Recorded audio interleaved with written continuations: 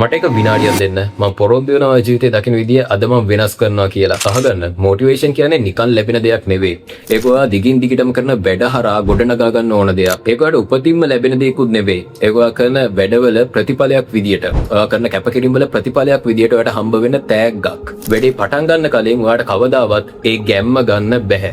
ගැම්ම එනකම් බලන් ඉන්න හැම තප්පරයකම ඔයාට අහිමි වෙන්නේ ඔයාගේ හීන වලට යන්න තියෙන අවස්ථාවයි. ඒක නිසා මොටිවේෂන් එක එනකම් බලන් ඉන්න එපා. ඔයාට අවශ්‍ය වෙන්නේ විනයයි, ඩිසිප්ලින් එකයි. මතක තියාගන්න ක්‍රියාව හැමතිස්සෙම කම්මැලිකමට වඩා බලවත්. සූදානම් වෙනකන් ඉන්න එපා. මොකද මේ මොහොත ආයි කවදාවත් ඔයාගේ ජීවිතේට එන්නේ නැහැ. කවදාවත් හරි තීරණයක් ගන්නකම් බලන් ඉන්න එපා. තීරණයක් ගන්න ඊට පස්සේ ඒක නිවැරදි කරන්න. ගැම්ම එන්නේ එතකොටයි.